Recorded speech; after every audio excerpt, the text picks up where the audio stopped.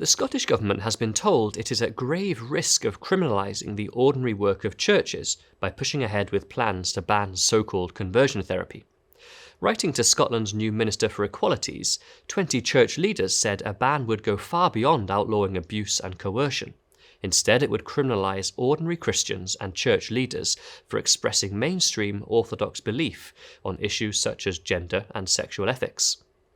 Outlawing Christians from explaining the Bible's teaching about God's good design for true and healthy human flourishing would be deeply repressive and a violation of religious freedom. Advisers to the Scottish Government have championed the Australian state of Victoria's conversion therapy ban as the best model for Scotland to follow. But one of those who signed the letter, Institute trustee Rev. Dr. William Phillip of the Tron Church in Glasgow, told BBC's Good Morning Scotland that the ban in Victoria is jeopardising religious liberty. The gold standard legislation, which is being held up by campaigns like Blair, by the Scottish Parliament cross-party committee itself, the gold standard is the legislation which has been brought in Australia in the state of Victoria. And let me just read to you what some of those measures are.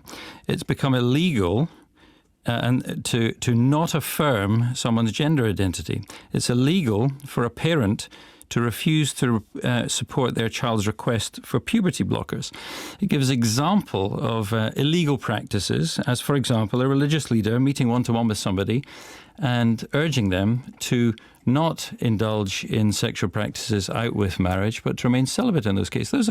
Those are very stringent things, and those do infringe upon the normal teaching of not just the Christian faith, but others as well. And legal counsel has said that these things will criminalise the ordinary pastoral work, for example, of churches, synagogues, mosques, and others. And that's a very drastic step to take in a democracy.